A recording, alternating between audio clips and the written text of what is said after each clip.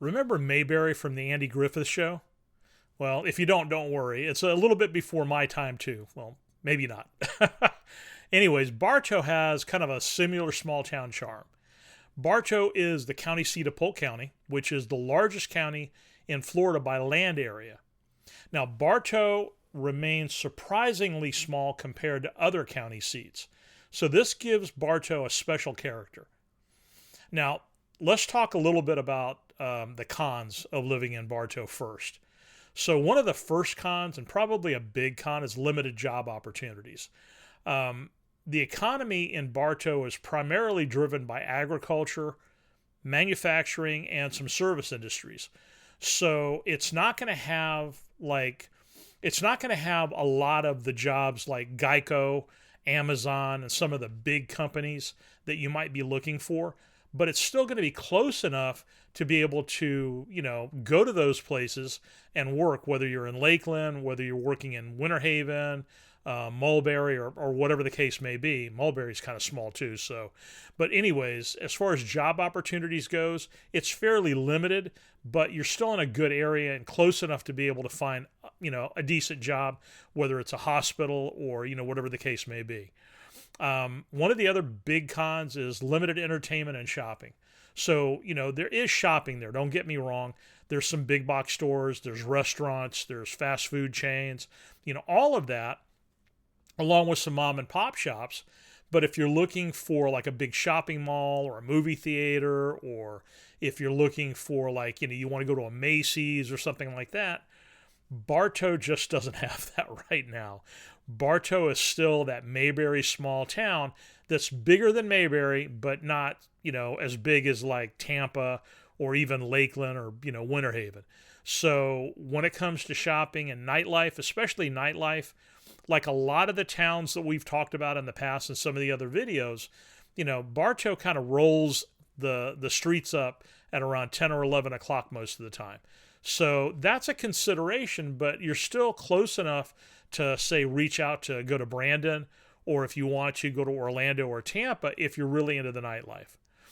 The other thing is transportation. Now, if you like being in an area, like let's say, for example, you're like some of my customers, they come from certain places in New York or New Jersey where they live very close to everything and they could just walk wherever they want to go. You can get that to a certain degree in Bartow, but not like you could in other places. So what I'm talking about is the closer you live to downtown, especially the historic district, which we'll talk about later, the easier it's going to be to walk. So you may have, half a mile, a mile and a half walk to get to the things you want to get to. But for the most part, you're going to need a car or you're going to need to take the bus. And that's just the way it is. It's still, we don't have in Florida, we don't have that kind of situation where, you're going to be able to walk to everything you want to walk to, and everything is really close together. For the most part, you're going to need to have transportation, whether it's a bicycle, a car, or taking the bus. And then there are going to be some places where you will be able to walk a little bit, but it's not going to be like it would be in Manhattan or someplace like that. Now, let's talk a little bit about the pros of living in Bartow. One of the pros that kind of I work with is affordable cost of homes. Bartow is very affordable when it comes to home costs. Home values in Bartow are a lot lower than they are even in Winter Haven or Lakeland.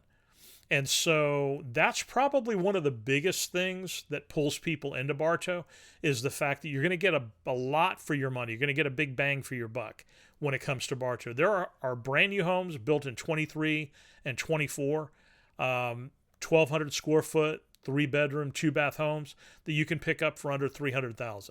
And so affordability for homes is a huge deal. Now, when it comes to everything else, just like the rest of the state and the rest of the country, gas has gone up. It's practically doubled. Food has gone up unbelievably.